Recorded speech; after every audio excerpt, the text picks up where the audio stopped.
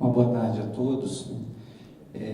Eu queria iniciar esse nosso painel falando da simbologia de um evento desses, em que a gente tem painéis pela manhã, à tarde e no final da tarde, e onde os temas são insistentemente refletidos. E aí, eu acho que é exatamente nessa insistência que a gente tem a possibilidade de ganhar visibilidade e talvez a gente pode conseguir ou conquistar a sensibilidade dos tomadores de decisão para as questões setoriais. E então eu quero dizer que a repetição, ela leva à perfeição. Quanto mais treino, maior o número de acerto. Então, quanto mais a gente discutir a temática relacionada aos desafios para a gente preparar o Brasil para recepcionar essa onda tecnológica que está vindo, quanto mais a gente refletir a respeito, maiores serão as possibilidades da gente acertar. Eu escrevi no final de semana, foi publicado no Teletime, um artigo que tem como título o 5G e o desafio da infraestrutura. Aí um amigo meu, jornalista do Acre, me mandou um WhatsApp maroto, dizendo assim: pô, a gente não tem aqui nem o 3G e você está falando em 5G, dando a entender que eu estava nadando na maionese, né? Viajando na maionese. Eu tive que responder para ele, dizendo o Altino Machado, a língua mais ferina do Acre. Aí eu tive que dizer para ele: a infraestrutura é imprescindível, seja para o 3G, seja para o 4G, seja para o 5G. É claro que ela passa a ser muito mais demandada para a gente poder digamos assim, se colocar com maior condição de atender aos desafios dessa onda tecnológica que vem com 5G, por todos os aspectos técnicos apresentados ao longo de todos os painéis aqui do Sinditele Brasil. A gente, aliás, os contatos também com todos os CEOs aqui da Qualcomm, da Huawei, todo mundo que desenvolve tecnologia, a gente vai lá e tenta absorver o máximo de informação, tipo, o que vocês mais precisam? Espectro e fibra. Espectro e fibra. É um mantra, não tem outra discussão. E o que compete ao órgão regulador nesse debate?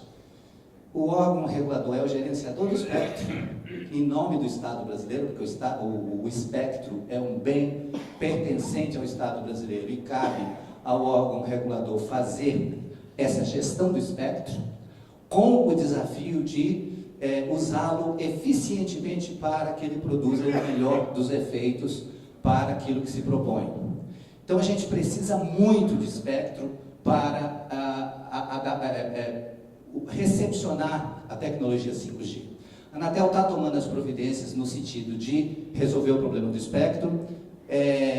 A gente conseguiu aprovar na agenda regulatória uma recomendação que foi adotada como princípio de que, independentemente do número de itens que haja na agenda regulatória, tudo que disser respeito a espectro para recepcionar o 5G tem que ter prioridade. A gente passa a fila dos assuntos para tratar da questão do espectro.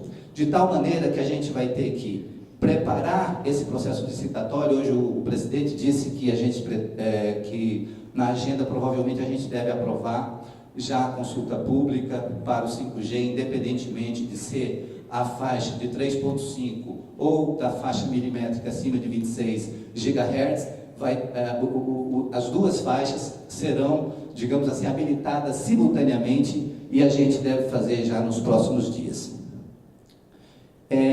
Então, eu diria que esse item está bem sintonizado com esse desafio e, particularmente, eu tenho feito um debate com a área técnica da Anatel e é muito legal que todo o pessoal da área técnica participe de todos esses debates aqui para sentir o tamanho da demanda, o tamanho da pressão, porque quanto mais a gente estiver presente onde a quentura da exigência é feita, melhor para sensibilizar a gente a tomar as decisões mais acertadas. Eu tenho trazido muitos debates com o pessoal da área técnica, porque eles estavam dizendo inicialmente o seguinte: nós temos que esperar pela definição da UIT, daquela conferência que o Leonardo se referiu há pouco. Falei, bom, vem cá, mas nós estamos diante de um debate que é dotar o Brasil de competitividade.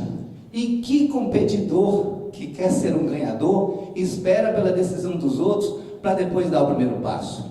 Aí a minha pergunta era objetiva: não tem possibilidade da gente começar a andar independentemente da decisão da OIT? A resposta inicialmente ficou meio dúbia, mas depois, não, tem possibilidade. Eu falei, se tem possibilidade, então vamos fazer correr, não tem por que esperar. Aí eu vou falar com o pessoal da tecnologia, também o pessoal da Huawei, também o pessoal da Qual, o pessoal dos produtores, dos microchips que vão estar presentes em todos os dispositivos. Eles também têm esse entendimento de que o Brasil não tem que esperar para chegar a essas definições. E dessa forma eu acho que a gente tem que ter um trabalho permanente, uma pressão, digamos assim, constante, para que a gente não caia na área de conforto e a gente verdadeiramente esteja naquela situação de grupo de trabalho permanente para encontrar soluções adequadas no que diz respeito ao item espectro. E no outro plano, no que diz respeito à infraestrutura de fibra, eu acho que a Anatel ela conseguiu dar um passo importante ao ter aprovado o PERT para consulta pública no ano passado, e fico muito feliz com a presença aqui do Dr. Juarez, que estava na presidência da Anatel, e foi fundamental o apoio dele naquele momento, porque como ele estava de saída, se não tivesse o apoio dele declarado essa matéria, muito provavelmente haveria pedido de vistas, e a matéria seria, digamos assim, teria uma deliberação mais lenta, mas não. O Dr. Juarez foi fundamental de dizer, não, vamos juntos, vamos aprovar, e a gente aprovou por unanimidade, foi a consulta pública, voltou com as contribuições, uma centena de contribuições, passou pela Procuradoria, a área técnica fez a consolidação dessas contribuições e voltou para o gabinete e coube a mim novamente a relatoria. Estamos levando de volta para aprovação definitiva agora na quinta-feira. O PERT, para nós, e eu volto a insistir na importância da gente repetir as coisas que nos são caras. O PERT, eu acho que ele é o plano mais importante da Anatel, não para agora, mas daqui para frente. Por quê? Porque ele é um plano estrutural de rede de telecomunicações, que ele não é um documento pronto e acabado. Ele é um documento processual que vai ter que estar sendo atualizado permanentemente. Por quê? Porque a infraestrutura de fibra no Brasil cresce a todo dia. Todo dia tem grandes, médios e pequenos provedores levando infraestrutura de fibra para lugares inimagináveis do Brasil. E o plano estrutural de redes, ele pretende ser um mapa para mostrar onde o Brasil está dotado de infraestrutura e aonde estão os gaps para orientar a política pública do governo na destinação dos recursos. Nós temos aí dois recursos fundamentais que estão muito em pauta no momento. O primeiro, a possibilidade da aprovação do PL 79, hoje a presença do presidente do Senado no plenário e do presidente da Câmara no almoço, do qual eu pude participar há pouco, demonstra a possibilidade real da gente ter aprovado o PL 79 e possível sanção presidencial. Aprovado esse projeto, a Anatel vai ter que fazer a valoração a partir de consultorias especializadas que serão contratadas, fazer a avaliação de qual é, digamos assim, o tamanho desse saldo da migração da concessão para a autorização, e a gente vai ter que destinar esse recurso para a implantação de infraestrutura de banda larga. O plano estrutural de rede de telecomunicações, ele vai orientar aonde cabem os investimentos. Então, dessa forma, muito obrigado.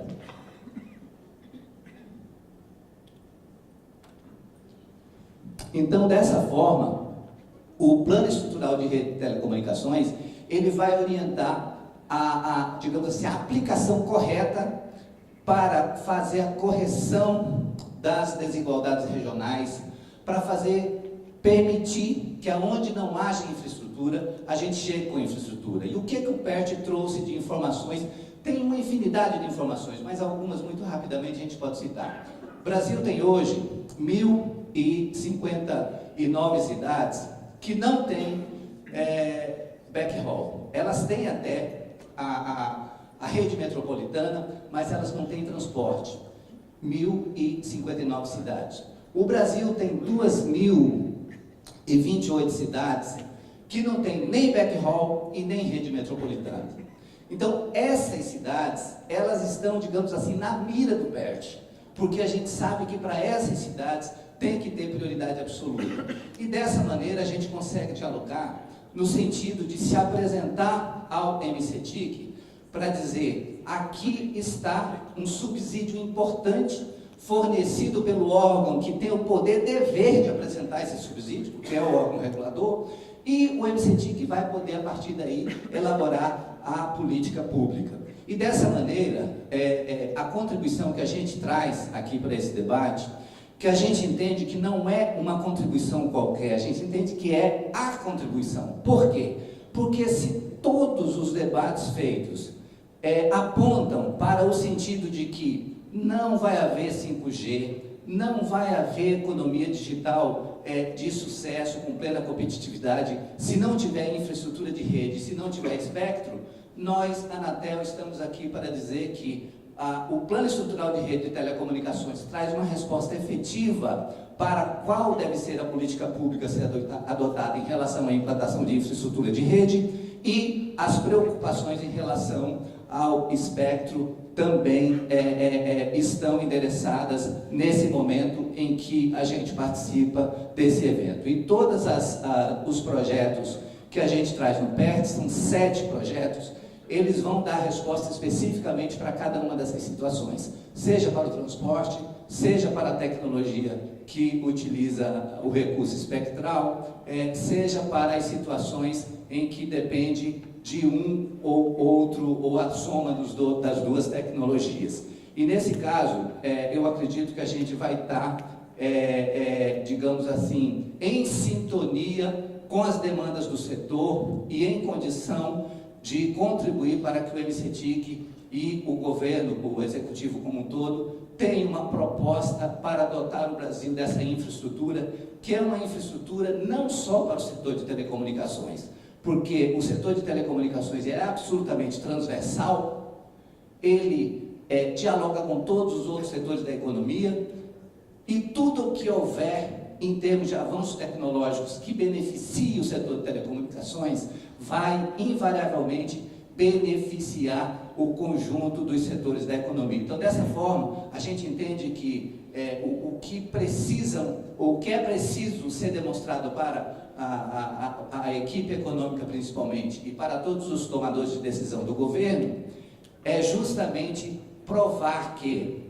todo o investimento em infraestrutura, todos os esforços que o governo fizer no sentido de dotar o país de condições de atrair investimentos para a infraestrutura, isso certamente dotará o país de competitividade nas mais diferentes áreas da economia. Eu acredito que esse recado original está dado, e a gente abre para o debate a partir daqui. Ok? Obrigado a todos. Obrigado, conselheiro. Gostaria de pedir agora ao senhor Arthur Coimbra, diretor do Departamento de Banda Larga do MCTIC, para fazer a sua apresentação. Obrigado, Joel. Eu agradeço aí ao Painel Telebrasil pelo convite, cumprimento todos os meus colegas, cumprimento todos os presentes. E falando de fibra ótica, sempre vem aquele mote que é comum se dizer que a única tecnologia à prova de futuro nas telecomunicações hoje é a fibra ótica. Na verdade, o que eu pretendo falar aqui é modular um pouco esse discurso e dizer em que medida ela é a prova de futuro e em que medida talvez ela não seja, né? Em primeiro lugar, é importante ratificar isso que o conselheiro Aníbal disse, quer dizer, nós temos um backbone hoje no Brasil, backbone, backhaul de fibra, ocupando aí, atingindo alguma coisa entre 60% e 70% dos municípios, aí tem uma nebulosidade em alguns casos, em que medida o backbone abre ou não abre naquele município, mas alguma coisa entre 60% e 70% dos municípios brasileiros com backhaul de fibra ótica. E quando a gente faz uma correlação entre presença de fibra ótica no backhaul e densidade da banda larga, um exercício que a gente já fez no Ministério, a gente vê que aqueles municípios que têm backhaul de fibra, eles têm uma densidade aproximadamente 6 vezes maior de banda larga fixa em relação àqueles domicílios, aqueles municípios que não têm fibra ótica no backhaul. Então, essa diferença mostra o papel estrutural de uma rede de transporte baseada em fibra ótica. Isso acontece na rede de acesso móvel também, mas a proporção é um pouco menor, alguma coisa entre 2 e 3 vezes a densidade. Apesar dessa essencialidade cada vez mais evidente da fibra ótica, no acesso o quadro é um pouco diferente. A gente tem no Brasil mais de 50% dos domicílios cobertos, aí, homes passed, por redes baseadas em fibra, mas geralmente são redes híbridas, cobre ou coaxial combinado com fibra óptica. E os domicílios efetivamente cobertos por FTTH, fibra até a porta, até o interior da casa, são menos de 15% dos domicílios. E aí a gente tem hoje um cenário em que as grandes operadoras, elas são umas grandes investidoras em redes baseadas em fibra, quer dizer, ao mesmo tempo que tem que lidar com a rede legada, então a gente está falando de redes de cobre, que muitas vezes são encurtadas ou são mesmo trocadas por cobre mais novo, menos depreciado, para permitir um acesso cada vez maior aos usuários. E quando a gente pensa exclusivamente em FTTH, os grandes impulsionadores hoje, e os dados da Anatel deixam isso muito claro, são os provedores regionais, em termos de fibra até o interior da casa. Isso por uma questão, um misto de talvez um pouco de leniência regulatória e oportunidade de barateamento de investimento. Porque a gente tem esses provedores todos começaram com rádios não licenciados, muitos deles ainda têm um parque significativo de rádios não licenciados, operando em faixa 2.4, faixa 5.8. À medida que esse espectro começou a ficar cada vez mais poluído, e a qualidade do serviço começou a cair cada vez mais, eles tentaram procurar várias saídas, tentaram ainda esticar o rádio até onde eles podiam. Então, nos anos 2000, 2005, enquanto a Europa estava, e aí sem necessariamente elogiar ou criticar a Europa, mas enquanto a Europa estava com uma política agressiva de unbundling, e aí fazendo os preços caírem e os acessos subiriam, o Brasil não tinha uma política forte de unbundling, e os provedores, então, eles se viam cada vez mais premidos a buscar alternativas tecnológicas ainda na seara de rádios não licenciados, até que a fibra começou a ficar mais barata. A fibra e a eletrônica começou a ficar mais barata, mais acessível, começou a se massificar o know-how de uso de fibra. Então, os provedores pularam de rádios não licenciados para redes de FTTH. Então, eles pularam várias tecnologias aí no meio do caminho. E hoje representam as maiores adições líquidas, responsáveis pelas adições líquidas de banda larga fixa no Brasil. Agora, isso não significa que a fibra, esse modelo, seja efetivamente a prova de futuro no seu todo. A gente tem, de um lado, a gente tem algumas operadoras e fabricantes, a Huawei é uma delas, que vem desenhando e aplicando cada vez mais uma tecnologia chamada WTTX. Como você substitui uma rede legada, totalmente legada, por uma rede FTTH, é muito caro.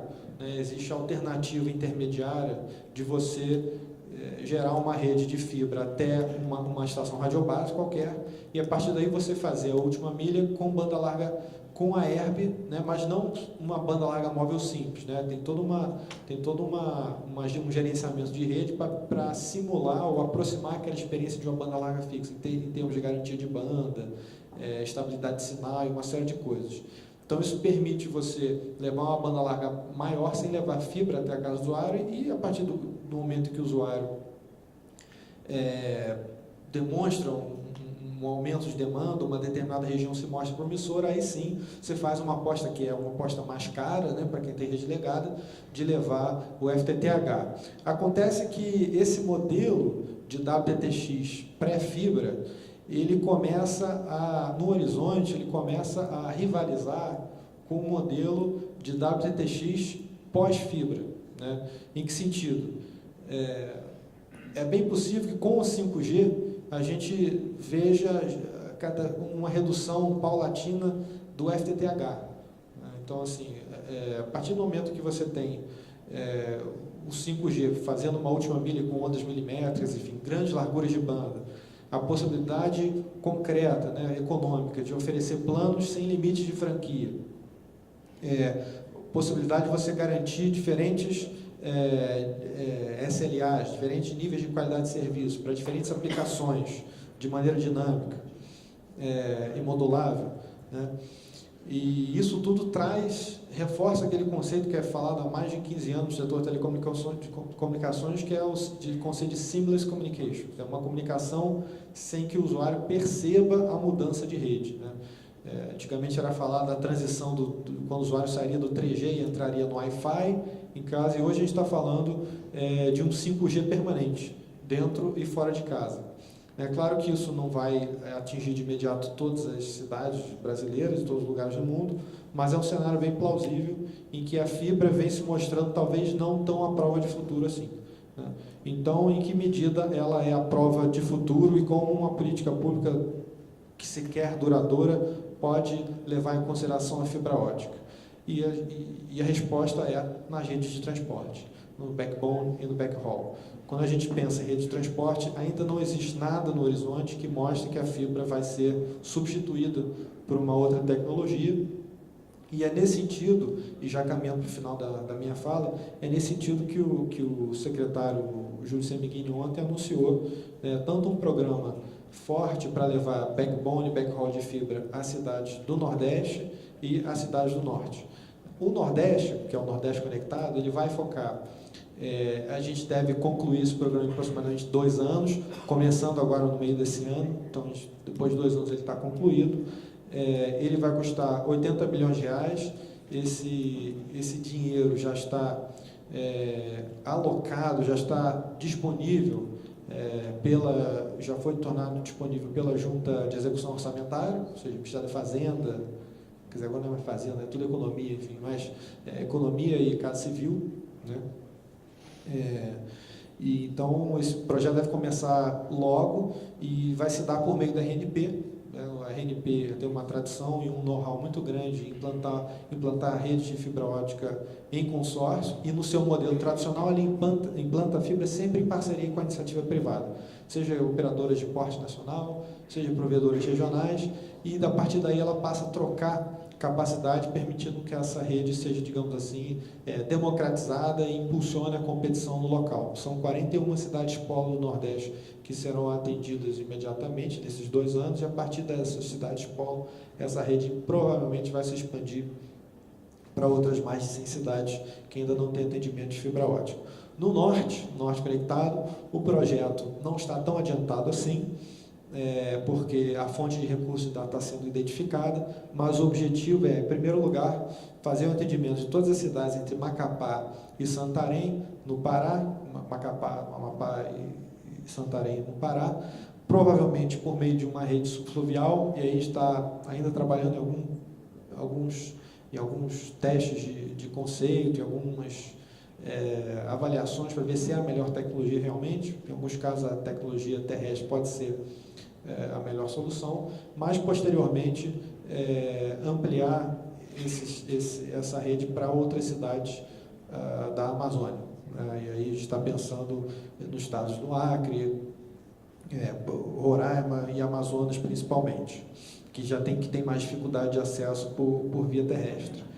Então esses são os dois projetos. Esse Norte Conectado é muito mais caro, a gente está falando aí de uma coisa na casa de 150 a 200 milhões de reais, e aí vai depender da disponibilidade financeira, que ainda não está totalmente certa, mas o Nordeste está. E é nesse sentido, concluindo a minha fala, que o governo hoje, o governo federal, entende adequado desenhar políticas públicas que levem em consideração fibra ótica de maneira a garantir que os recursos implantados, recursos públicos implantados, que são de todos, né, sejam, digamos assim, sejam implantados em projetos que sejam o mais duradouro possível. Obrigado.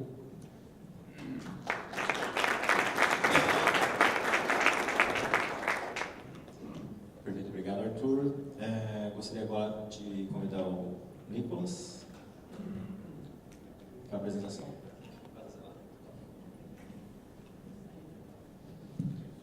Uma boa tarde a todos, obrigado pela oportunidade de estar aqui falando em nome da Huawei. Eu gostaria de acrescentar ao nosso painel alguns dados e informações, que eu acho que corroboram um pouco com o que a gente tem discutido. Bom, 10% de acréscimo na taxa de penetração de banda larga tem o seguinte efeito. De acordo com a ITU, no estudo de impacto de banda larga na economia, apresenta um acréscimo de até 1,3% no PIB de uma nação, um aumento do emprego de 2% a 3%, a eficiência da produção aumenta de 5% a 10%, a eficiência de inovação aumenta em 15 vezes e a emissão de gases se reduz, colaborando contra o efeito estufa. Esse é um estudo bem interessante e que apresenta como o retorno do investimento na banda larga fixa traz enormes benefícios para uma nação. Mais alguns... passei direto. Mais alguns dados, eu estava estudando, isso é um estudo da Ovon, que estava pontuando o custo do acesso via banda larga fixa em vários países do mundo. Então, na primeira coluna a gente vê como é que é o custo do Brasil comparado com algumas nações, várias nações, as principais, digamos assim, e o Brasil até que está na média, né? Estamos ali com 1,1 dólar por megabit. E eu comparei com as tecnologias. Então, quando a gente vê a tecnologia no cobre, que é o ADSL, ou as derivações do ADSL, está em 0,91. No cabo, que é o HFC, 1,2. E na fibra, o custo por mega baixa-se a metade.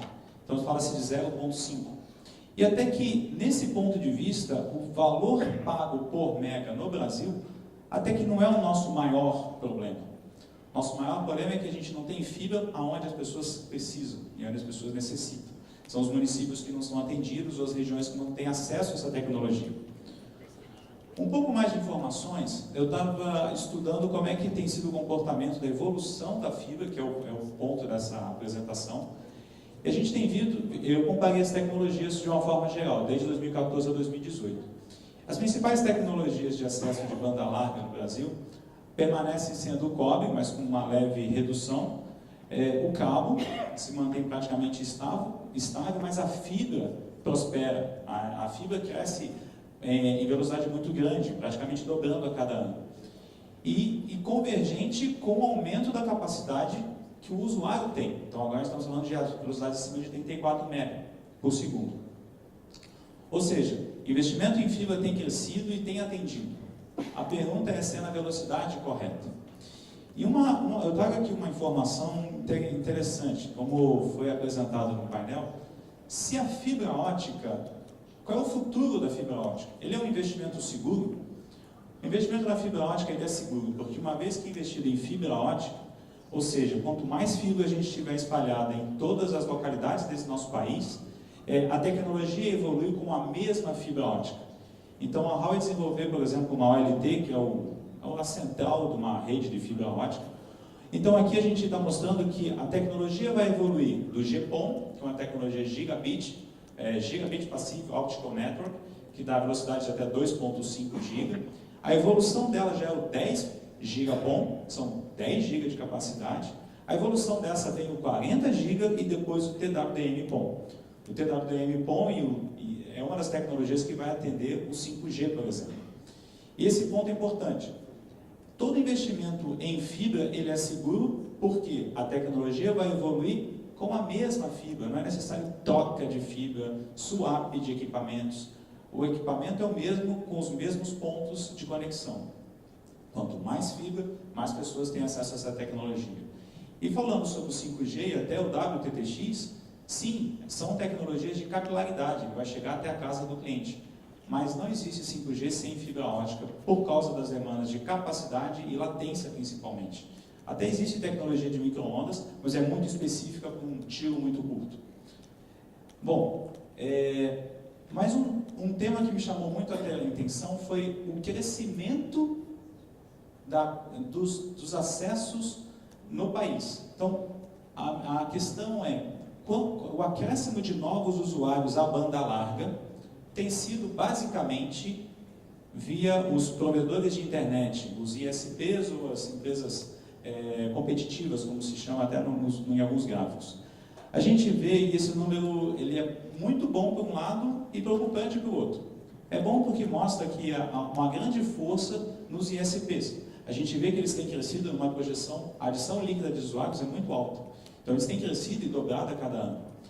Agora, as operadoras estão num quadro praticamente de estagnação. Aí a pergunta é, ótimo, os ISPs estão prosperando. E como que a gente faz com que esse grupo que são os clientes, o grande motor das telecomunicações, invariavelmente são as operadoras, que detêm maior investimento, maior capilaridade, maior musculatura.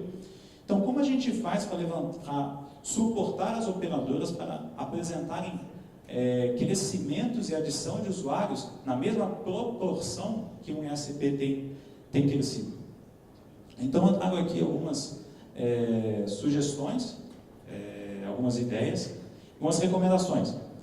Basicamente, os principais empecilhos que eu tenho visto, nos estudos que a gente fez, os estudos que a Huawei tem feito, são basicamente problemas de compartilhamento de infraestrutura. Passar fibra ótica é complicado. Compartilhar direitos de caminho, conseguir licenciamento de sites, conseguir atravessar uma rodovia, conseguir fibrar uma calçada. São casos que são muito pragmáticos. Então a gente vê que se houvesse uma ajuda, um contexto onde a sociedade, todo o governo e as prefeituras e os órgãos legisladores ajudassem nesse eventual compartilhamento de infraestrutura, a gente tem um grande ganho no aumento das instalações. E o segundo ponto, como a gente tem debatido em vários painéis, a questão do imposto assimétrico. Uma das explicações que a gente percebe pela vantagem competitiva que os SPs têm trazido, eles têm vivenciado, é até uma questão de carga tributária. Então a gente vê que normalmente o SP pequeno ele fica enquadrado no regime do Simples, então ele tem uma tributação menor, e nessa tributação, até aproximadamente 5.000 usuários, ele está num regime de tributação muito baixo. O problema é que se ele expande, ele se enquadra num regime de tributação muito alto. E aí inviabiliza o ISP de crescer. Então, uma das saídas, ele se multiplica. Então, ele se divide e cria outros. Então, esse é um ponto de atenção. Então, se a gente pudesse trazer o sucesso que os provedores de internet têm tido na adição de clientes, e a gente entende que a carga tributária é um dos motivos, se a gente conseguisse transportar essa mesma metodologia para uma grande operadora numa área de difícil acesso, onde não tem backbone, não tem backhaul, ou uma área onde a população não tem tantos recursos, a gente poderia trabalhar numa solução para trazer uma conectividade em áreas rurais. Em último ponto, eu vi em vários painéis casos e comparações do Brasil com os Estados Unidos. Então, para fazer uma outra ótica, eu trouxe a China, porque é um exemplo muito interessante de políticas públicas. Nesses dois gráficos eu mostro o que a China vivenciou numa política pública de crescimento de FTTH. Então vocês podem ver que dos anos 2012 a 2016 tem um acréscimo exponencial. São mais de 80 milhões de usuários conectados por ano. E quais são as principais ações? Não é investimento do governo, são ações práticas, investimento totalmente privado. Principais ações foram resolver obstáculos que impeçam a implantação de banda larga fixa. Então, eles fazem o seguinte: vamos criar fóruns e debater qualquer obstáculo que impeça o crescimento da banda larga. É direito de passagem? Uma liberação? É uma nova lei? Então, eles debatiam e tentavam resolver em todas as esferas da sociedade. Promover a adaptação de imóveis com a banda larga. Então, uma medida muito simples e eficiente. Qualquer nova unidade habitacional só teria o CREA deles se tivesse conectividade em FTTH. Então, a construtora tem que trazer a conectividade até um ponto de acesso próximo de qualquer operadora. E uma renovação nos edifícios antigos. Então, ela fomentou isso. Dessa forma, ela reduziu o custo de ODN em 23%. ODN é justamente a parte mais cara da rede, que é a distribuição ótica, é passar a fibra ótica. E a gente vê que agora ela está arrumando com um segundo estágio. Ela já está crescendo entre 2018 e 2019 para o XGS-PON. Então está entregando agora novas tecnologias, muito mais capacidade.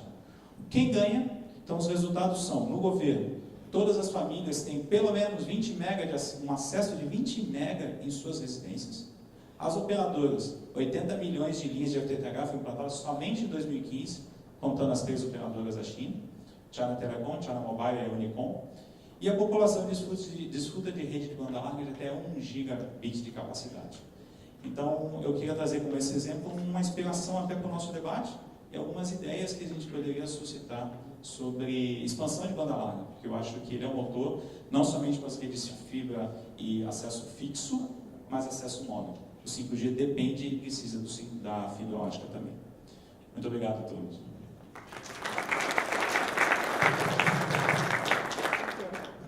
Obrigado, Nicolas. Então, para seguir, eu gostaria de convidar o Leonardo Melo Lins, analista de informações do CETIC, para a apresentação, por favor.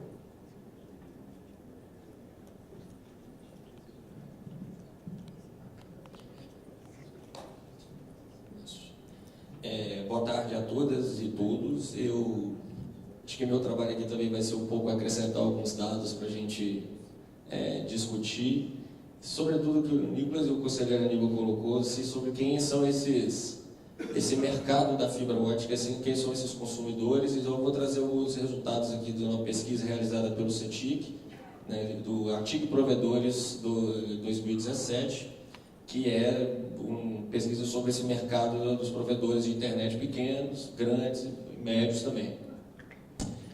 Sobre o CETIC. O CETIC é um departamento do NIC-BR, no Núcleo de Informação e Coordenação do ponto .br, que é o órgão, organizações que faz executivo do Comitê Gestor da Internet do Brasil.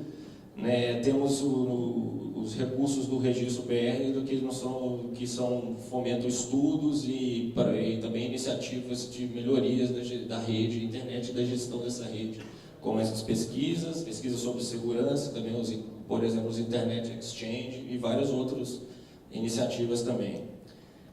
Como eu disse, do CETIC, nós temos várias estatísticas sobre diversos segmentos, né, sobre o uso das TICs, em escolas, em estabelecimentos de saúde, nas empresas, que é uma pesquisa que eu também coordeno dentro do CETIC.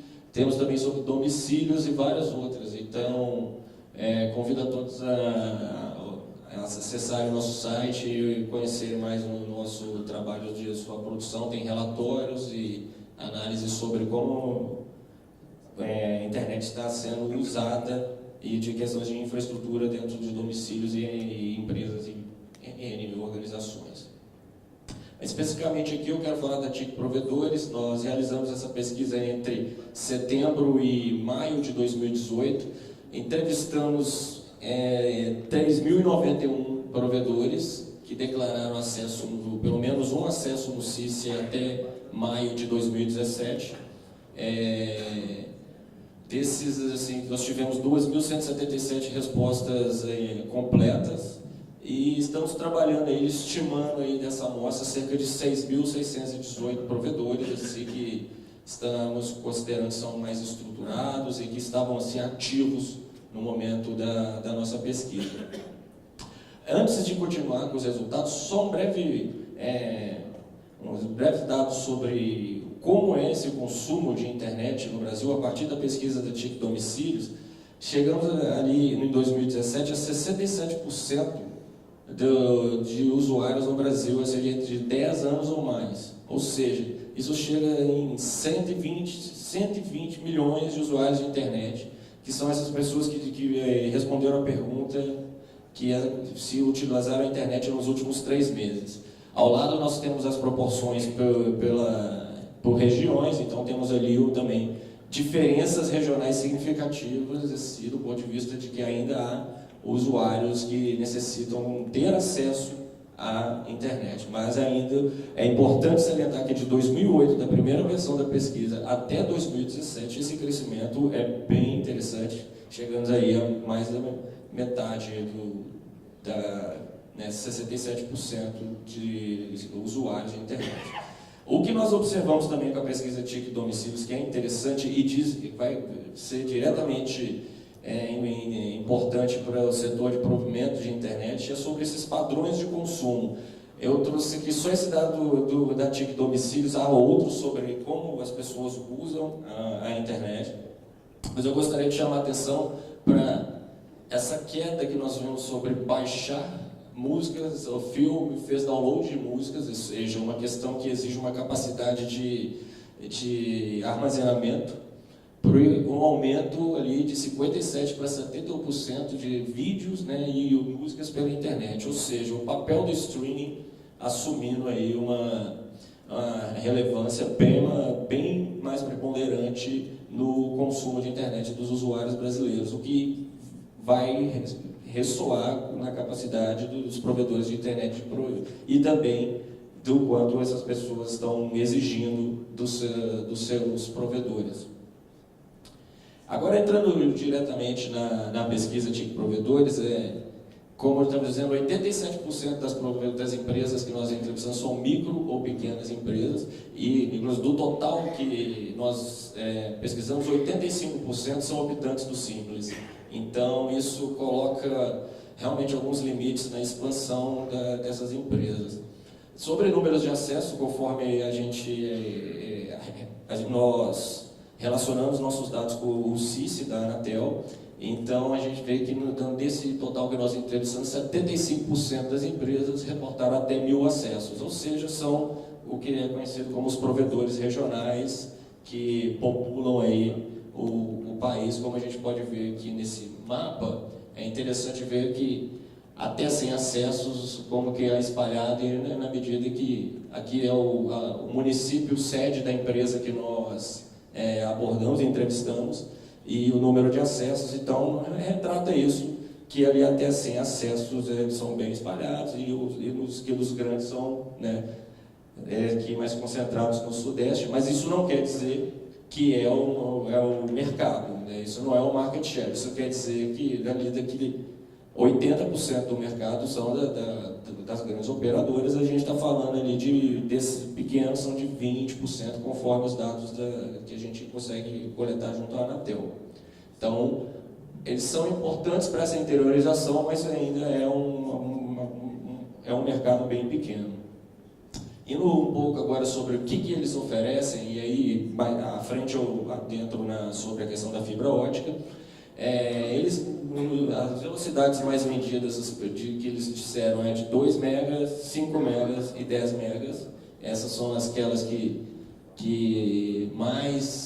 eles disseram que mais vendem, que não são exclusivamente, mas são as mais vendidas, e isso tem diferenças regionais também. Por exemplo, no Sudeste foi dito que os provedores do Sudeste, a velocidade mais vendida são 10 megas, isso refletindo também a questão de infraestrutura de cada região. Avançando aqui, sim, sobre mais um tema aqui da nossa conversa, e a gente pode comparar esse dado recente com a última onda da pesquisa, a então última, que era de 2014. Em 2014, 49% dos provedores afirmaram que ofereciam fibra ótica aos clientes. Essa proporção passou para 78% em 2017. Então, acho que a gente conseguiu também captar todo o movimento que você estava colocando, e aqui também, junto com os dados da Anatel, a gente também já conseguia acompanhar.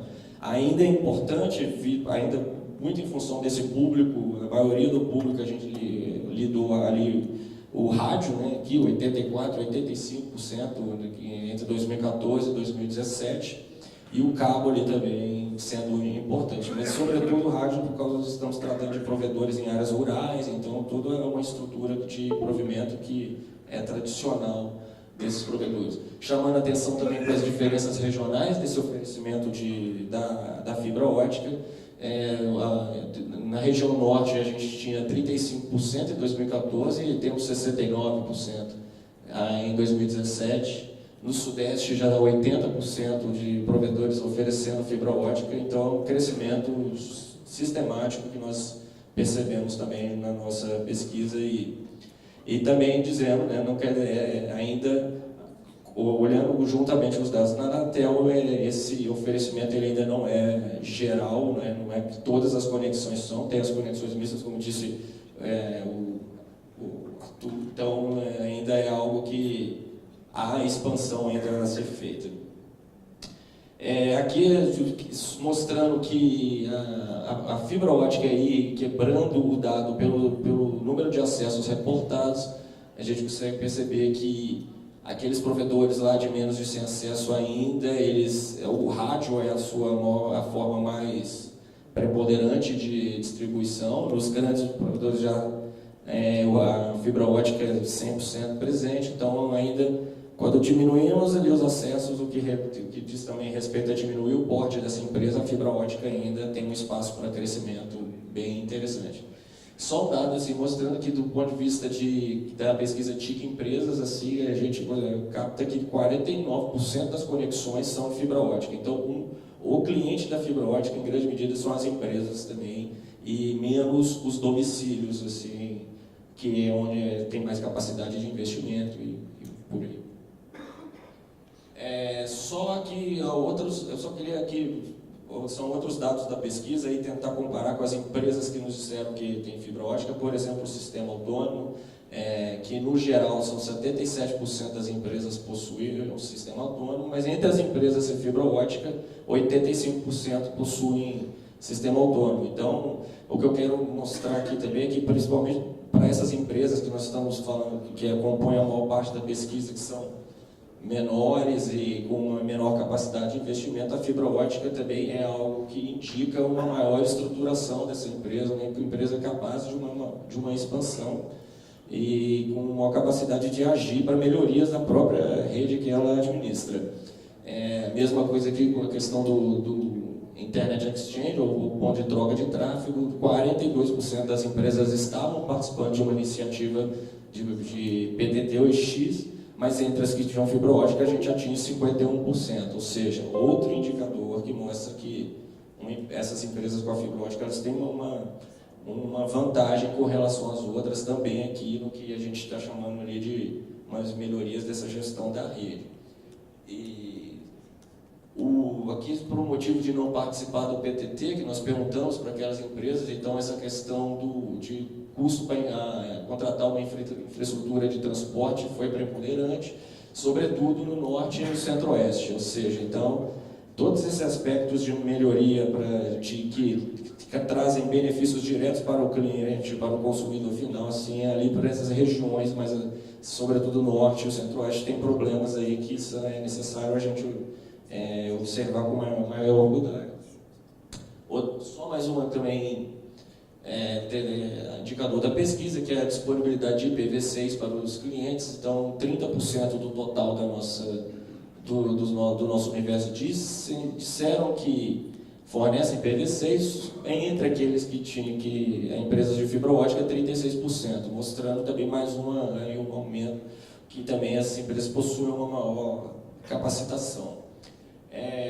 Só que, concluindo, eu acho que a nossa publicação ela traz um cenário bem positivo para o setor de provimento, mostrando avanços importantes, sobretudo de infraestrutura no que diz respeito à fibra ótica, mas também traz algumas reflexões sobre como melhorar essa gestão da rede desses provedores no intuito de melhorias do que do serviço entregue ao cliente, né? Trazendo como exemplo aquele slide que eu coloquei desse aumento do streaming, que vai exigir conexões com velocidade, baixa latência. Então, todos esses investimentos em X, em IPv6 e fibra ótica são essenciais para um ambiente mais conectado, com uma estabilidade e velocidade bem maior e com benefícios para todos. É isso.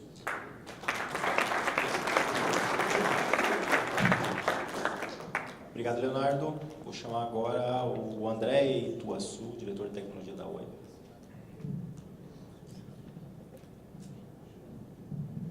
Oi. Tudo bem, pessoal? Vamos lá. Eu vou... Material tá aí? Eu vou começar dando um passo atrás, né, porque a gente precisa primeiro entender de onde vem toda essa necessidade, né? A gente fala muito de fibra ótica, muito de 5G, e acho que a gente tem que entender um pouquinho quais são os motivadores que estão por trás dessa necessidade de conexão e de conectividade cada vez mais rápida, com menos latência e mais disponível para todo mundo, né? Então, vamos lá. O ponto principal, enquanto o slide não entra, na verdade a gente fala de, né, o IoT, que é a conexão de tudo hoje em dia. Então, casas, carros, pessoas, animais, né, games, tem as OTTs, TV, tudo hoje conectado através da internet. Isso traz uma necessidade de conexão, né, quase que como uma commodity de alta qualidade, de alta velocidade, de baixa latência e que tem que estar disponível em todos os lugares. O usuário não quer saber qual é o tipo de conexão que ele tem.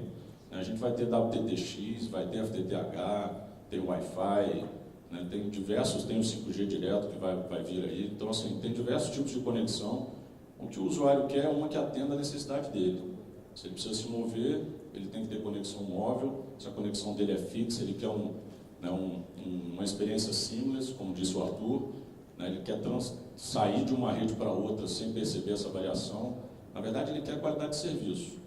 E o IoT, né, ele está aí conectando tudo, mas ele tem que trazer essa qualidade de serviço, né? Então, quando a gente fala de conexão, ela não é meramente a conexão na ponta. A conexão na ponta é aquilo que chega para o cliente, mas a qualidade que você tem que dar para ele não está só na ponta, ela está em toda a rede.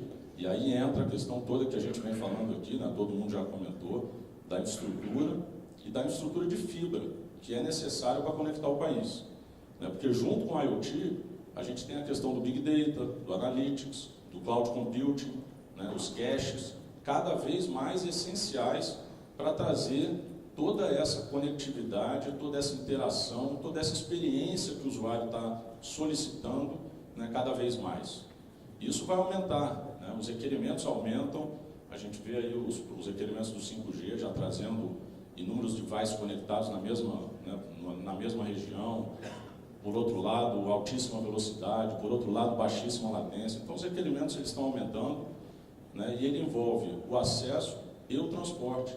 Ele envolve uma necessidade de tratamento dessas informações de forma cada vez mais rápida, né? Ele envolve a necessidade de cache, de cloud computing cada vez mais próximo do usuário, porque o serviço tem que ser bom e tem que estar disponível na hora que o usuário precisa, da forma que ele precisa. Não pode ter latência, né? Você vai falar de um carro conectado, não pode ter latência, o serviço tem que funcionar na hora que o cara mete, né? O carro tem que frear, o carro tem que virar, ele tem que virar naquele momento, né? Um cirurgião operando à distância não pode ter, né? A resposta tem que ser imediata. Então, esses requerimentos trazem a necessidade da tecnologia por trás disso tudo. Então, tudo que a gente fala de transformação digital, a gente está falando em todas as esferas, né? Não é só telecomunicações, transporte, utility, saúde, tudo está se transformando. E isso traz, de novo, né, altíssima capacidade de conexão com altíssima qualidade. Sem isso, nada disso acontece. A transformação digital não acontece. Então, de novo, tem que ter uma qualidade no acesso que tenha, né, uma conexão de acesso que tenha qualidade e que tenha capacidade. Mas o transporte é o mais importante por ele. O transporte que tem que viabilizar isso. Além disso, quando a gente fala de tecnologia, aí tem um ponto importante também, que é começar a subir na cadeia de valor, né? As operadoras, a gente tem que se reinventar, a gente tem que subir na cadeia de valor. Porque a tecnologia traz uma necessidade de mudança de processo, de tratamento de informações, né? Onde as OTTs estão entrando. As OTTs entraram, a gente perdeu a primeira onda, né? Viramos dutos de conexão. As operadoras têm que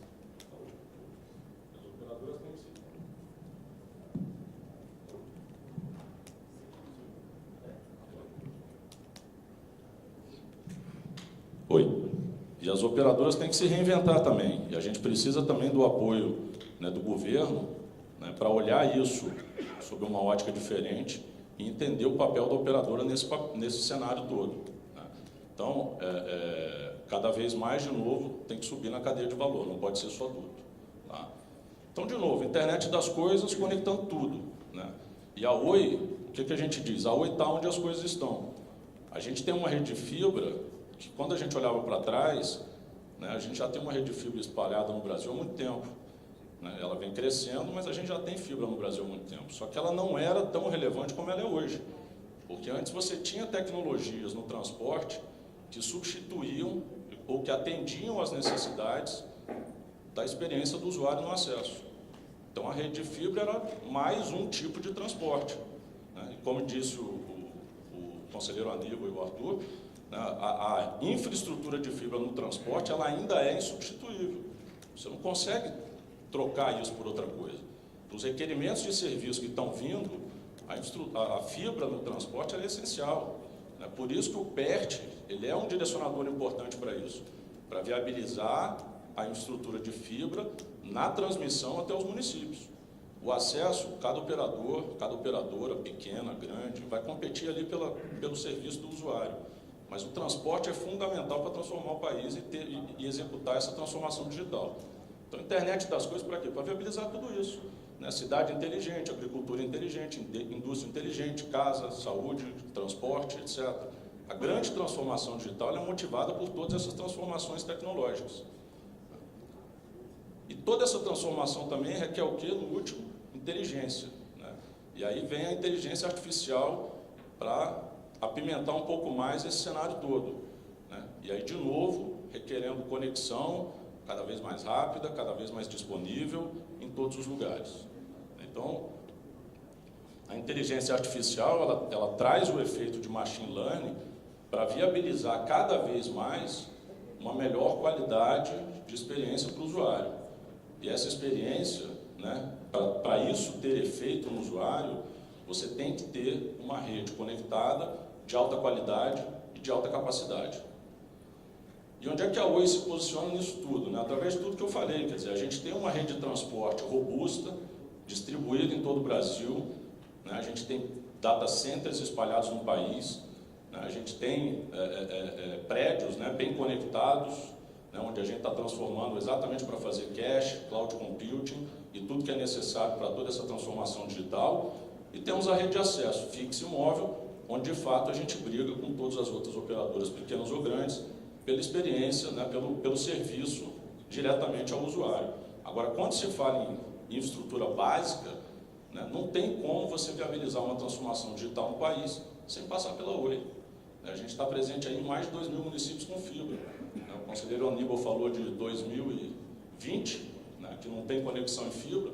O nosso número aqui é 2020, o conselheiro Aníbal era 2028. Tem uma pequena diferença aí, a gente certamente errou. Mas não tem como, né, passar a transformação digital, existir sem passar pela Oi. Né? 2.270 municípios, a Oi está presente com a sua fibra ótica. Né? E a gente vem fazendo também a nossa transformação no acesso. Estamos fazendo a nossa transformação da rede legada para a nossa rede FTTH, né? Estamos expandindo, estamos crescendo, já estamos fazendo mais de 250 mil casas por mês, vamos chegar a 400 mil casas por mês em breve. Então, estamos acelerando a nossa expansão de rede FTTH, aonde a gente tem, né, rede de transporte. E o que a gente está vendo com isso? Como a gente tem rede de transporte de qualidade e tem rede de acesso de qualidade, fazendo a fibra, o resultado está aqui. A gente hoje é o primeiro no ranking do Netflix em termos de experiência do cliente. Por quê? Transporte robusto, transporte com qualidade, acesso com qualidade, cloud computing, está aqui o resultado. Saímos 3 meses no ranking do Netflix, os 3 meses nós somos o primeiro colocado em termos de experiência para o usuário. E a gente tem, né, toda uma oportunidade de crescer essa base de fibra para frente. Temos mais aí de 32 milhões de HPs viáveis financeiramente, né, para a gente investir. E é atrás desse parque que a gente está indo. Então, assim, a Oi está fazendo o seu papel, seja no transporte, que a gente vem investindo nos últimos anos para transformar ele cada vez mais robusto, cada vez mais capilar e cada vez mais capaz de viabilizar a transformação digital, seja na transformação digital do acesso, com a nossa rede FTTH cada vez mais capilarizada e de alta qualidade. Então, de novo, transformação digital no país, de qualquer jeito, tem que passar pela Oi. Obrigado.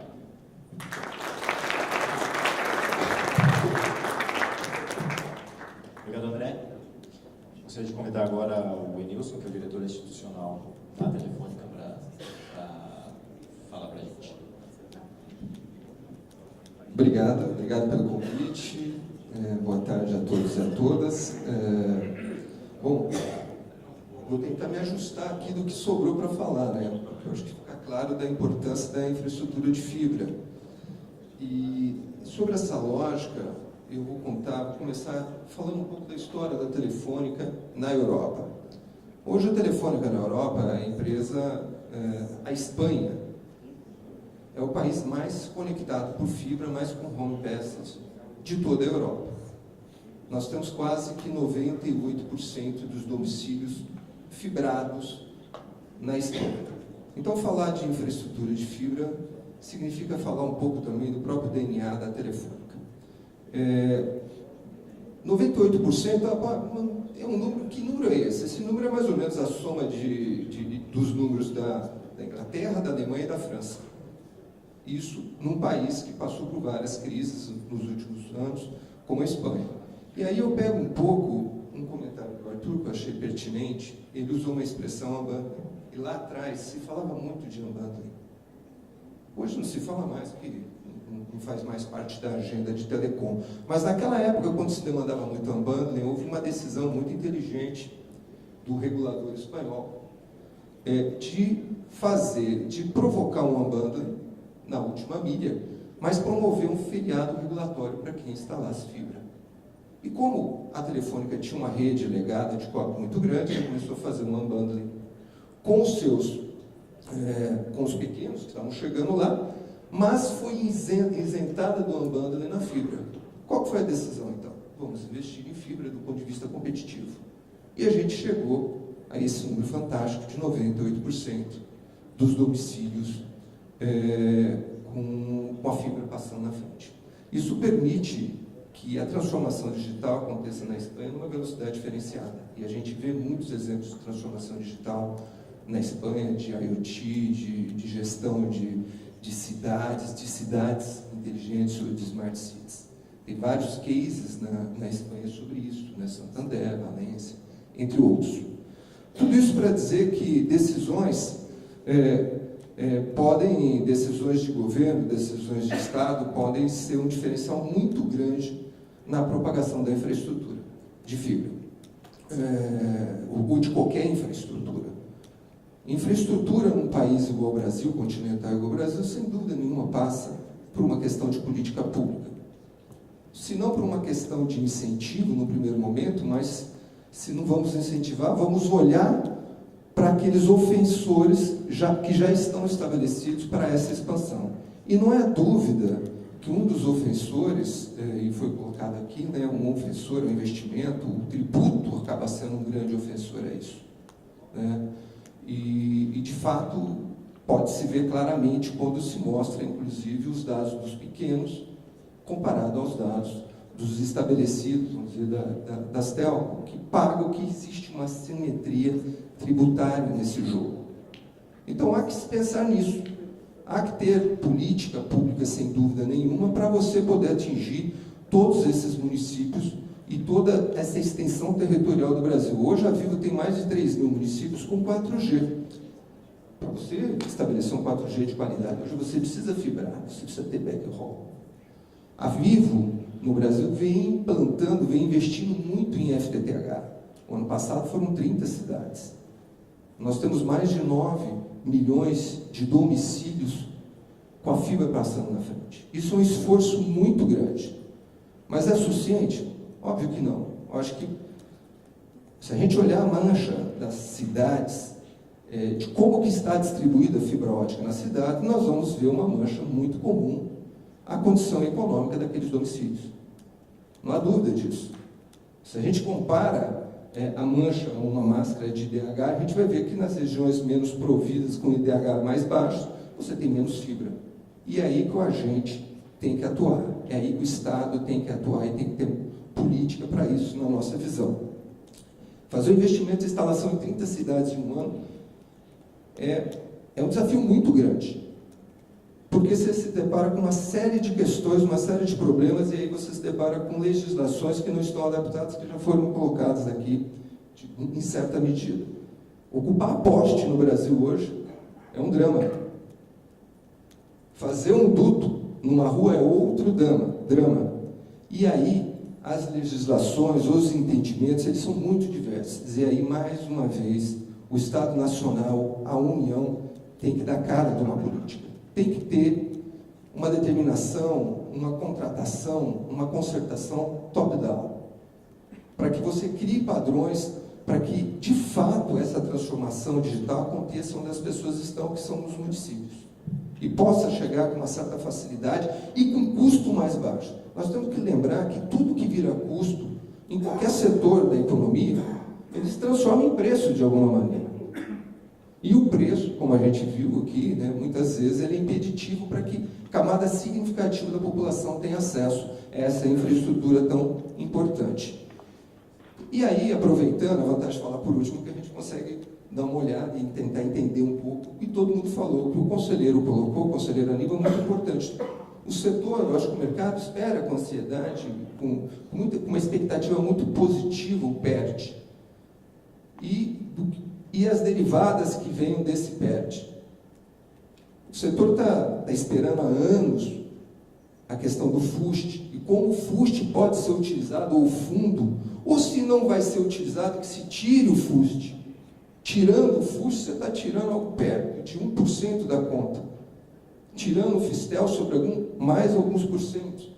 Então, você tem instrumentos de alavancagem, de indução à expansão disso. A gente acredita que, eu acho que todos que estão aqui estão acompanhando os debates de ontem e de hoje, ninguém tem dúvida que a fibra ótica é a infraestrutura necessária para a gente se inserir mesmo na transformação digital, que é a infraestrutura necessária para suportar a internet das coisas, para o 5G e para tudo que vai vir em termos de eficiência e produtividade para a economia brasileira nos próximos anos. Então, se é tudo isso, há que se ter também um olhar dos agentes públicos, e não estou dizendo que não tenha, a gente vê o esforço que o Ministério vem fazendo há anos para definir um entendimento sobre direito de passagem, que a Anatel vem fazendo para lançar esse plano estrutural de rede. Então, a gente vê várias iniciativas a caminho, só que elas têm que andar talvez um pouquinho mais rápido para que isso esteja conectado à necessidade da economia e da população. Não dá para você ter um 5G, um leilão de 5G, sem olhar essas questões legais, por exemplo, de utilização das infraestruturas urbanas.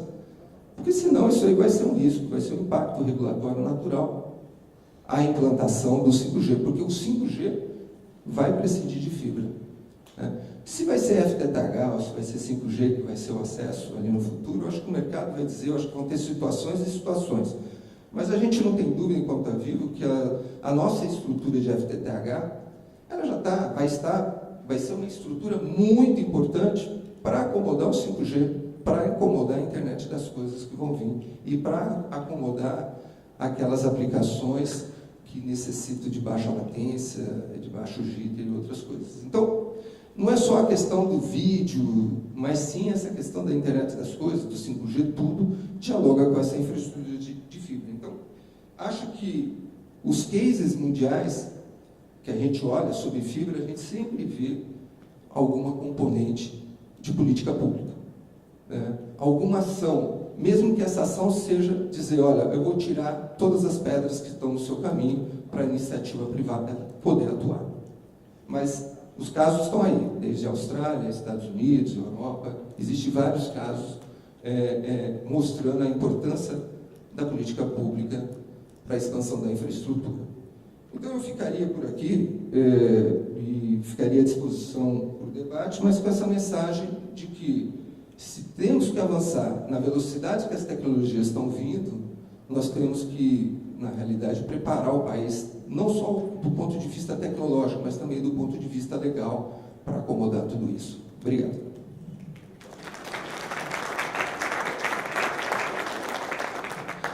Obrigado, Nilson. Então, vamos passar agora para o debate. Primeiramente, eu gostaria de provocar aqui nossos amigos criadores de políticas públicas, né, o Arthur e o Antônio.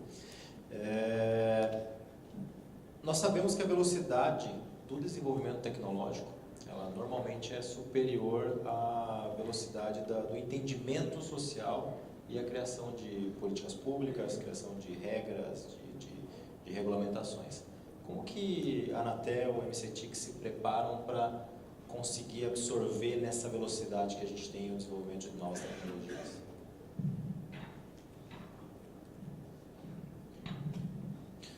Bom, a única coisa que a gente tenta fazer em relação a isso é ser suficientemente autocontido para não barrar nenhuma inovação, né? Assim, acho que você dizer que o Estado está sempre atrás da evolução tecnológica, ainda bem que é assim, né? No dia que inverter é que eu vou ficar um pouco preocupado.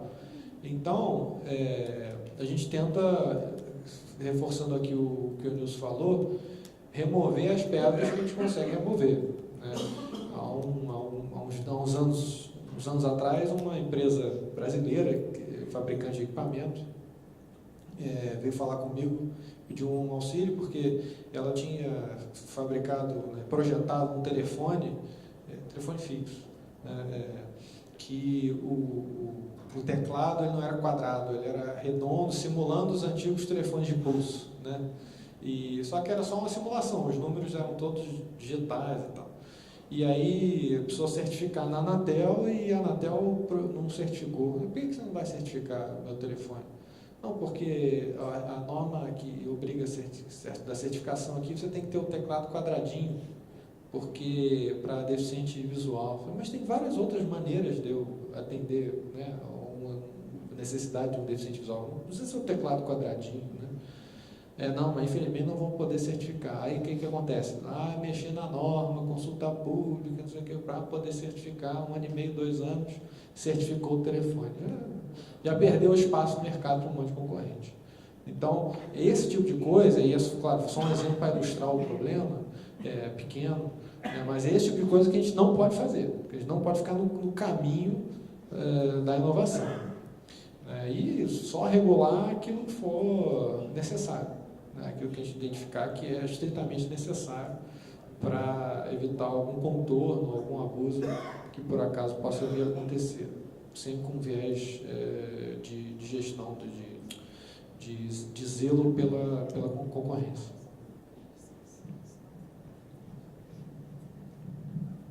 Eu acompanho o relator. Eu acho que não tem que a gente ficar todo o tempo querendo ser tão, digamos assim, tão proativo quanto é a evolução tecnológica.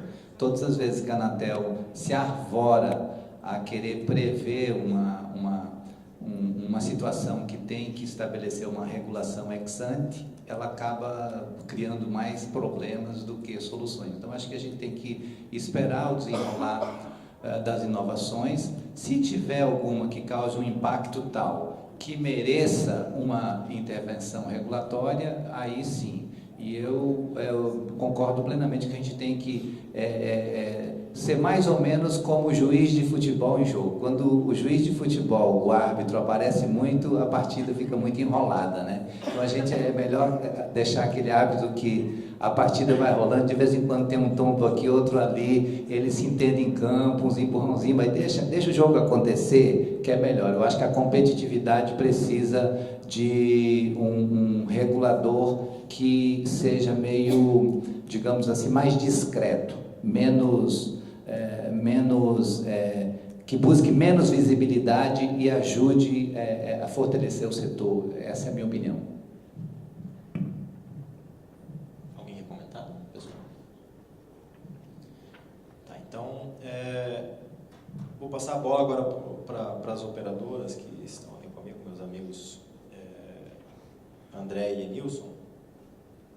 Hoje nós temos tecnologias que estão sendo muito utilizadas, e assim como foi apresentado aqui, por um exemplo são os vídeos 4K, 8K, que estão se desenvolvendo rapidamente, estão chegando com muitos novos conteúdos no país. Games que precisam aí de baixíssima latência, e aí no futuro a realidade aumentada, que também vai precisar de muito mais banda para conseguir passar. Como que isso impacta a rede e como que vocês veem isso como negócio para operadores de vocês?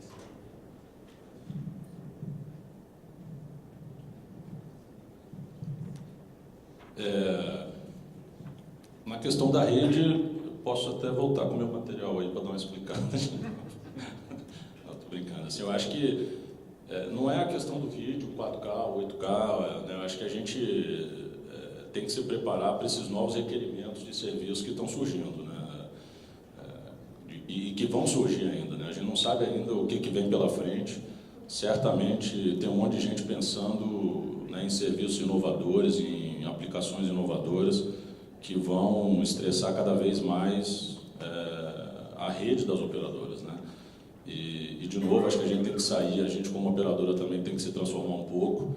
A gente vem fazendo uma transformação digital grande dentro da Oi, né, exatamente para poder deixar de ser meramente um transporte de serviço, para subir um pouco também na cadeia de valor. Mas em termos de rede, não tem dúvida que a fibra é item essencial para qualquer novo serviço que a gente esteja falando, né, principalmente, de novo, quando a gente fala da rede de transporte, né? E, de novo, a rede de transporte é fundamental para a gente dar qualidade a esse serviço, porque eu tenho que ter uma conexão mais rápida, tenho que ter o conteúdo mais perto do cliente, né, conectado em fibra, tenho que fazer caching. Então, tudo isso a gente vem transformando a rede da Oi e ampliando a rede da Oi para viabilizar em termos de transporte. Não só para a Oi, né, mas para o país, né? Eu acho que, quando a gente fala de rede de transporte, principalmente, cada vez mais a gente tem que entender e tentar otimizar o investimento do setor, né? Otimizar o dinheiro do setor, né? Em prol até do país. Não tem sentido alguém investir onde eu já investi, né? Pelo menos sem antes falar comigo, né? Primeiro falar comigo, se a gente chegar num consenso, ótimo. Se a gente não chegar num consenso e preferir investir, é uma decisão de cada empresa, né?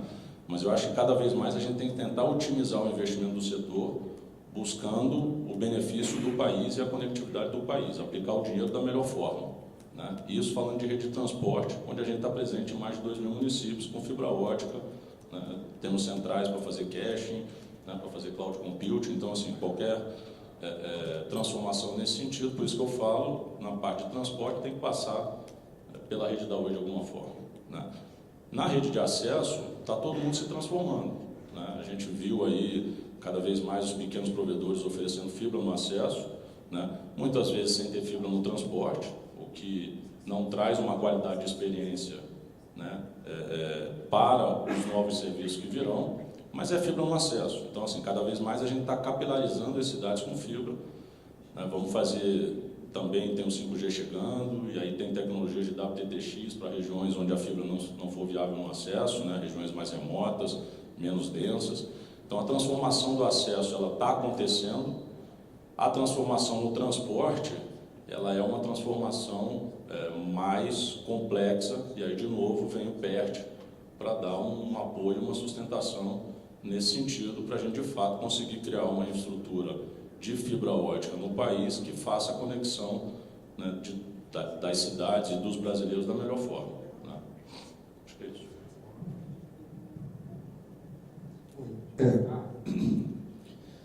Bom, eu acho que o usuário, né, os novos aplicativos, a nova forma de viver esse mundo conectado, cada vez demanda mais investimento em infraestrutura para as operadoras. Isso é uma equação simples, né? A gente vê as curvas de bytes e terabytes, como que elas vêm se alterando. Se a gente pegar um universo aí dos últimos 15 anos, a gente vê que nós estamos falando de uma curva exponencial, né? Então, isso tudo remete a investimentos também em infraestrutura, para comportar esse aumento cada vez maior de tráfego nas redes. Isso é puxado pelo padrão de consumo, pelo que se quer consumir, sem dúvida nenhuma, um vídeo. Eu costumo dizer que quando o Twitter transformou 140 caracteres, do dia para a noite ele meteu um vídeo lá dentro, né? Ele pegou uma estrada vicinal, que ele trafegava quase que numa estrada vicinal, e teve que botar lá um avião para trafegar nessa estrada.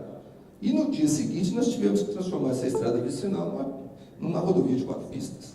É tipo assim, as coisas acontecem numa velocidade muito rápida, uma decisão de um aplicativo que explode, uma decisão de um aplicativo que já está aí, ele reverbera imediatamente na infraestrutura e faz com que a gente tenha que investir cada vez mais nisso. Eu acho que isso que é desafiador, né? Onde a gente pode pensar em qualquer coisa, como o painel é fibra ótica, a gente pode ver qualquer serviço, qualquer bloco de serviço pode ser colocado, qualquer nova inovação pode surgir, mas a hora que a gente descer lá embaixo, nas camadas, a gente vai encontrar uma fibra ótica. A fibra ótica é o bem comum. Eu acho que o Arthur foi muito feliz a falar que hoje ele é quase que está vacinado para o futuro, né? É uma coisa que vai ser utilizada. Não tem como a gente pensar nas próximas aplicações, nos próximos negócios, nas próximas fronteiras de negócio.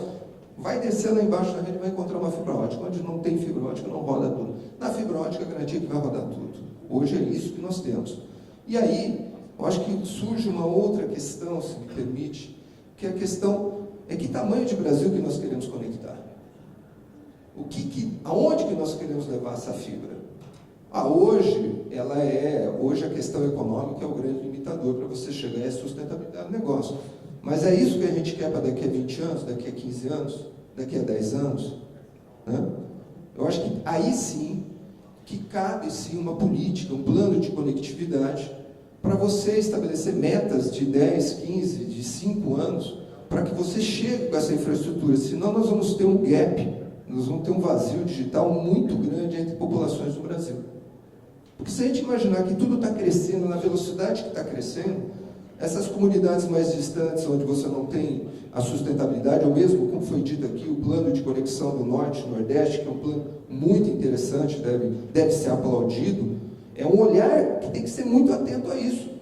Porque as coisas estão acontecendo numa velocidade tão grande que, se você não tiver um plano de conectividade, você vai ter uma lacuna digital. A diferença entre aqueles conectados e aqueles que têm conexão, mas que não é dessa conexão que a gente está falando, vai ser muito grande esse vazio. E aí, de novo, entra a questão de política pública, a questão de um plano de conectividade de médio prazo. Então, sempre vai ter desafio. Sempre vão surgir novas coisas, mas sempre quando você olha para baixo na rede, em todas as camadas, você vai encontrar fibra. Isso aí é inexorável. Obrigado.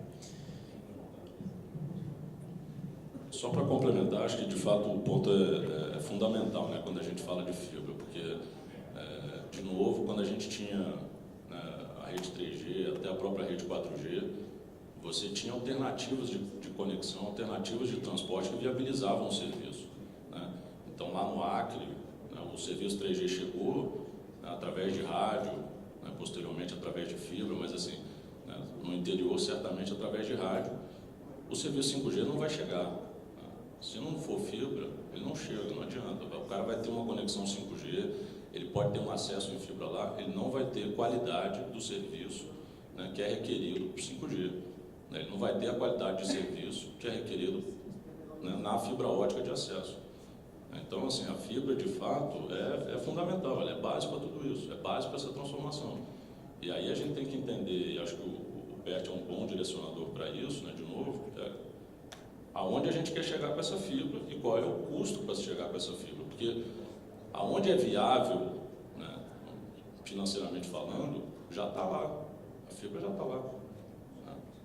A questão é que hoje a gente está falando de municípios que eventualmente não são viáveis financeiramente ainda, né, e que a gente precisa para conectar o Brasil. Então, de fato, precisa ter uma política que viabilize esse investimento, né, em prol dos cidadãos, né, desses locais, senão vai continuar o jornalista ligando para o conselheiro dizendo que agora chegou o 5G, não é mais só um discurso, chegou o 5G e ele lá continua no 3G. Né?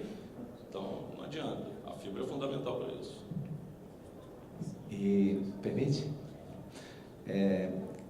Quando a gente, tanto fazendo a leitura da LGT, quanto pegando a proposição do PERT, a gente vai ver a necessidade da concomitância dos esforços do setor público com o setor privado.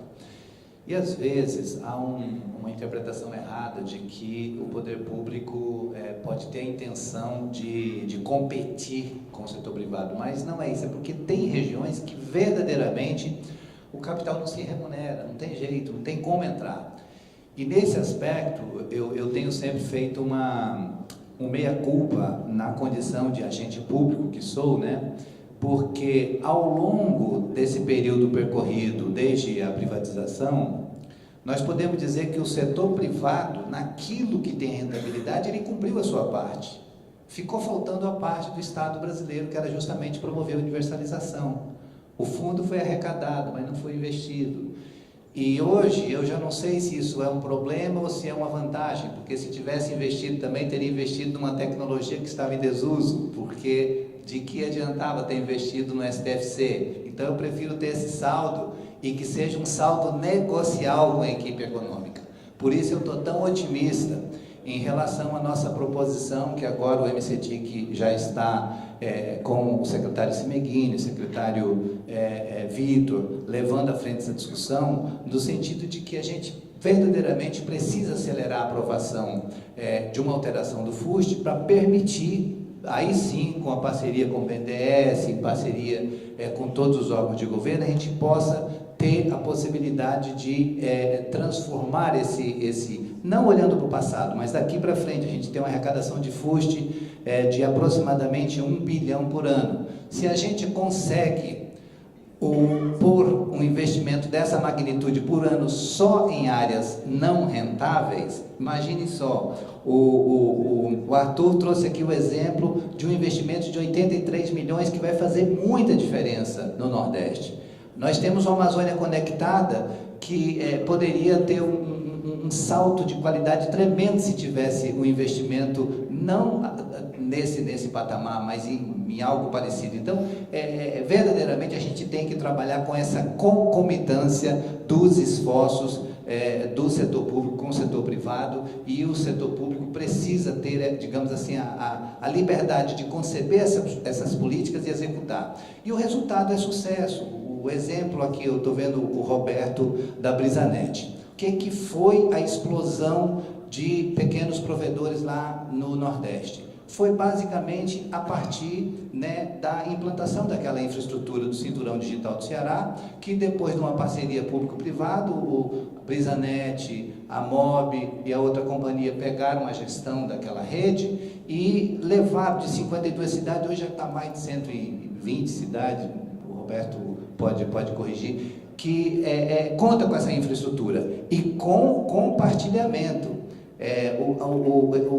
Os quilômetros de rede que eles fazem, tudo somando um com o outro, tudo no swap, fazendo parceria, e isso eu acho que aponta o caminho que a gente tem para, digamos assim, percorrer para ter um resultado de sucesso. E aí a gente tem que verdadeiramente usar de todos esses esforços para fazer essa implantação de fibra que o Brasil precisa para poder recepcionar o 5G, porque sem fibra não vai ter transporte e a gente pode inclusive ter, digamos assim, falsos sinais, onde a gente tem aquele sinal forte no telefone, mas quando você vai mandar uma foto não sai do lugar, fica rodando.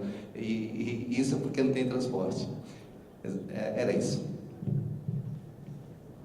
Legal. Legal, obrigado. Uma última pergunta aqui, agora mais direcionada à Huawei e o NIC-BR.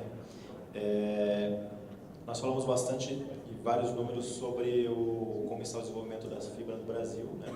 Gostaria de entender um cenário do Brasil comparado com outros países do mundo. Se vocês têm dados mostrando como que essa conectividade que está em desenvolvimento no Brasil, como que está em outros países do mundo.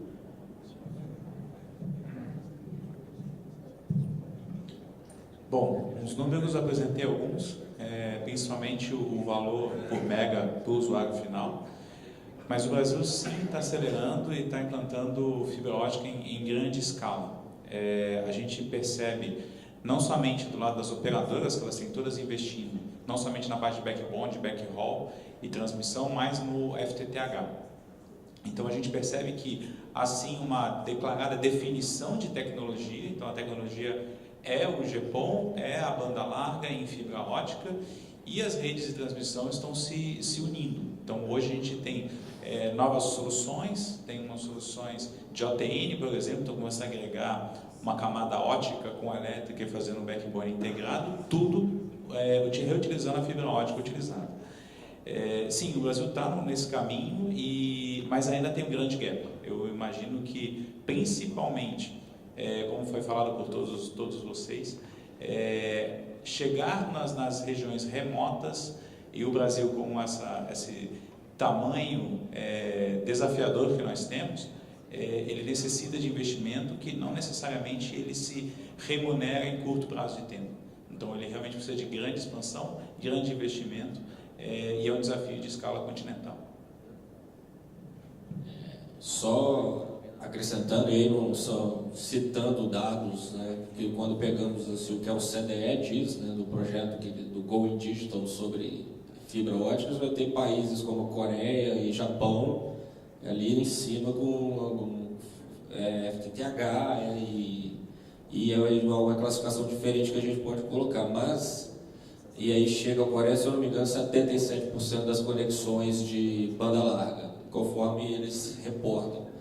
Mas países do tamanho como Estados Unidos e o Brasil não chegam a possuem essas dificuldades de extensão que não tem os outros países. Então a gente não tem,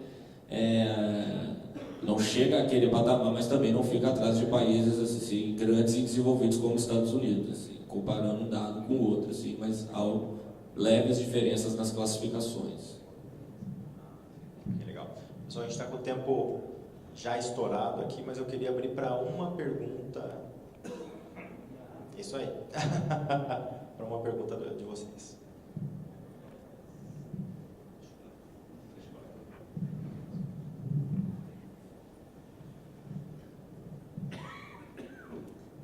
Boa tarde a todos, Roberto Brizinetti. Não é bem uma pergunta, mais um complemento. Bom, o Brasil um desafio para o Aníbal fazer um PERT que faça um casamento entre os grandes operadores e os pequenos. Eu vou dar o caminho, Aníbal. O Brasil tem 5.500 cidades.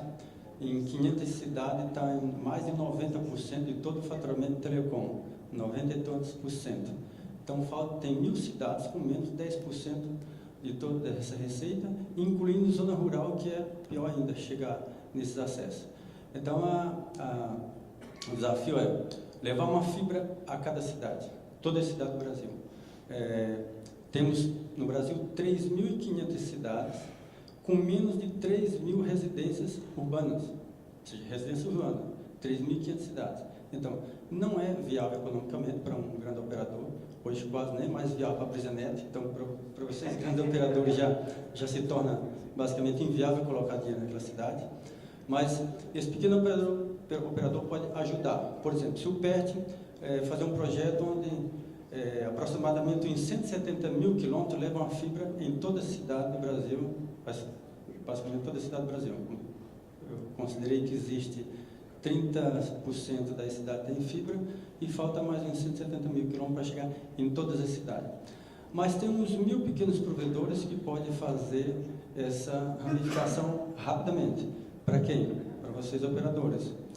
Para você chegar com 5G, em todas as cidades, que eu acredito que vocês vão querer chegar, até porque as torres de vocês já com 3G, 4G já estão lá, vão querer fazer upgrade, precisa de uma fibra. Mas não dá para fazer um espaço curto de tempo, levar colocar uma fibra nas torres, todas as torres que os grandes operadores têm no Brasil hoje. Mas via o pequeno é possível. Então, se o PERT contemplar que o FUST, o Parque da Migração, venha construir 170 mil quilômetros, que a R$20 qualquer provedor constrói terceirizado para vocês, gasta 3,5 bilhões. Ou seja, e essa construção pode ser feita rápida, porque o pequeno quer chegar naquela cidade que ele já está construindo. Na verdade, essas 3 mil cidades tem um operador sim nelas, só que ele não tem uma infraestrutura boa para chegar até lá. Então ele pode construir essa rede terceirizada e vocês têm o acesso às torres de 5G de vocês. Então, assim, os números, só para o Leonardo, quem for fazer uma pesquisa, ligar para algum operador e perguntar quantos usuários tem, ele não vai falar. Por exemplo, no Ceará eu conheço dezenas e dezenas de provedores que têm acima de 10 mil usuários. Na Anatel tem anunciado 835 mil assinantes no Ceará. Só os pequenos têm mais de 800 mil assinantes. Então, os grandes operadores devem ir para 1.400.000. Então, no Ceará, esses pequenos que fazem a construção do interior já tem basicamente 50%. Então, no Brasil, os pequenos operadores já têm 15 milhões de assinantes. Então, 15 milhões, então não é 31 milhões de banda larga, tem mais de 40. Então, a gente chega aí aproximadamente a 35% do mercado. Mas é 35% do mercado de ticket baixo, que quem está lá no interior do Piauí, do Pará ou da Bahia, é um ticket baixo, que não viabiliza para um grande operador fazer numa cidade de 2 mil casas, 3 mil casas, uma rede FTTH, mas para ele viabiliza. Então, assim, nós vamos buscar um PERT onde parte do recurso da migração venha construir esses 170 mil quilômetros aproximadamente, que chega uma fibra em cada cidade, via 1.000 pequenos operadores, em um ano está construído. Então, o Brasil pode ter a melhor infraestrutura do mundo num espaço curto de tempo, que é a fibra ótica chegando em cada cidade, o pequeno fibra. E o grande operador coloca o 5G. Então, dá para fazer uma parceria boa aí. Obrigado.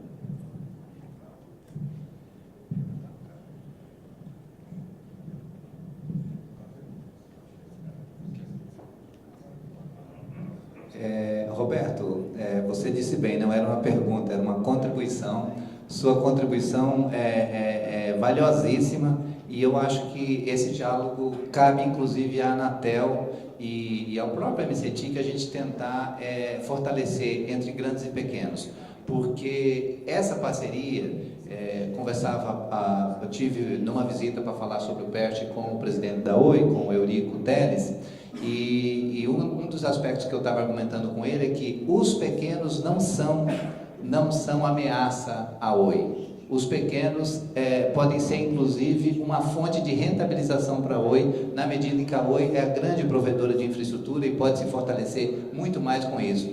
Isso que o Roberto está propondo me parece algo muito lógico. Por quê? Porque hoje a Oi, mesmo tendo CAPEX para fazer investimento, ela tem uma grande dificuldade, às vezes, de fazer a mobilização de pessoal para fazê-la na ponta. Porque é real isso, é muito difícil mobilizar um investimento. Quem sabe, numa conversa dessa, entre pequenos e grandes, a gente não tem uma solução aí sim, a curto prazo, poder dar uma resposta de implantação de fibra em todas as localidades, mesmo naquelas remotas, mesmo naquelas de rentabilidade baixa.